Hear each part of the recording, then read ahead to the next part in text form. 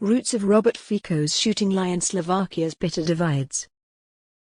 Minister fears country is on the verge of civil war after attempted assassination. Slovakia has broken yet another taboo the country's citizens never believed would be violated.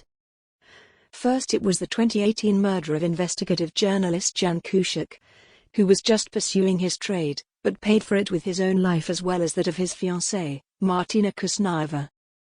6 years later, it is the attempted assassination of a sitting prime minister. Robert Fico, despite all his leftist populist drama, was still only doing his job on Wednesday, leading a cabinet session in the tiny former mining town of Handlova as a sop to neglected voters in Slovakia's more remote regions. As Fico was helicoptered to nearby Banska Bystrica rather than the capital Bratislava, due to the gravity of his wounds, the political establishment seemed frozen. Who was in charge? What was going on? How had this happened? On the latter question, at least, one answer dominated the debate: political polarization. "The hateful rhetoric we have witnessed has to stop," said President Zuzana Kaputova. "Please, let's stop it. Emotions are naturally high, but it would be very bad to inflame this already dangerous situation," agreed Interior Minister Matas Sutarjistok. Some ruling coalition MPs, however, seemed not to have received the memo. Lubos Blaha, a pro-Russian MP from Fico's SMA party, shouted at the opposition in parliament that the premier is fighting for his life today because of your hatred.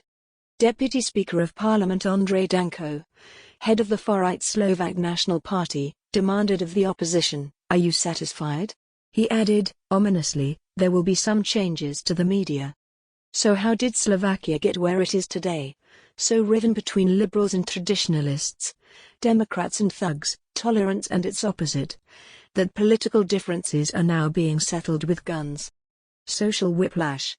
Social division was always going to bedevil politics in Slovakia.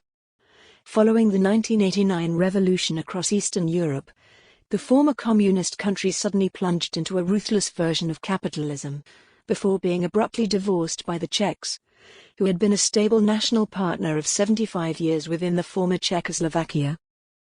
The social whiplash these sudden transformations caused turned city against village, young against old, Slovak patriot against Czechoslovak internationalist, as all searched for their footing in unfamiliar terrain. Social division was always going to bedevil politics in Slovakia. Vladimir Simichek/AFP via Getty Images. For a young Robert Fico, who was just 25 when the communists lost power, the 1989 revolution must have come as a shock. He had only just completed law school and joined the Communist Party, when the Warsaw Pact broke up along with the social order he had trained himself to succeed in. Fico later claimed he didn't notice 1989 as at the time he had been working at the Justice Ministry and preparing for a study trip to the US, thereby from the outset aligning himself with a large part of the population who felt nostalgia for communism and indifference toward the democratic West. Young and talented, Fico joined the successor party to the Communists and was elected to parliament in 1992.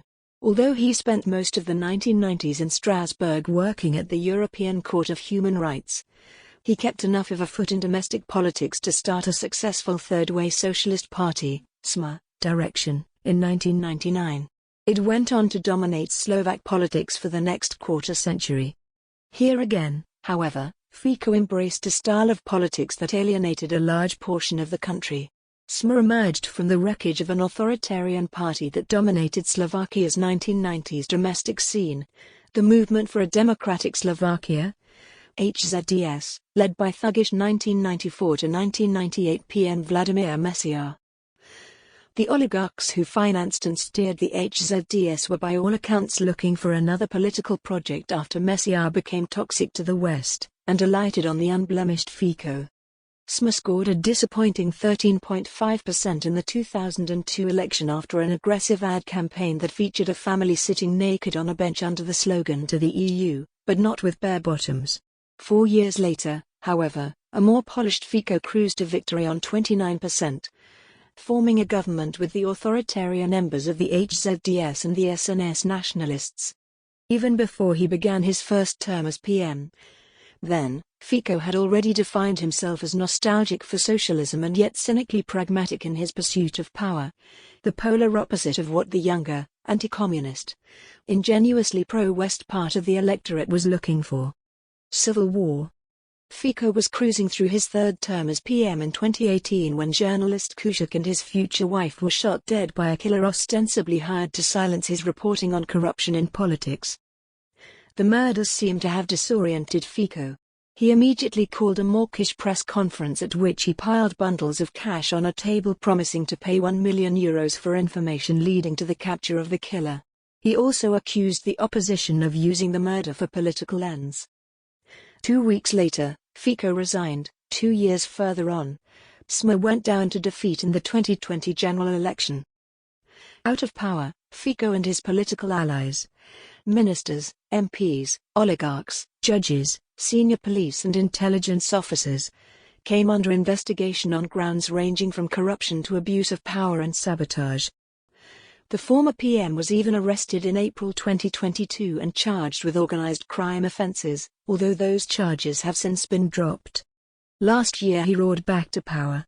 After winning another general election in September 2023, Fico and his cohort returned as if shot out of a cannon, gutting the leadership of the elite police unit that had charged them with crimes, spurning independent media, rewriting the criminal code to lighten punishments for corruption, and threatening to label NGOs with external funding as foreign agents under a Moscow-style law.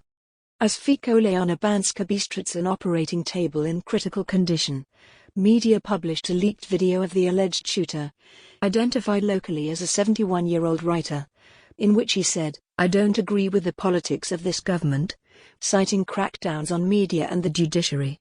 At the press conference after the attack, Sutaja Stok, the Interior Minister, called for an end to the violent language and attacks on social media that have come to define Slovak politics in the Fico era.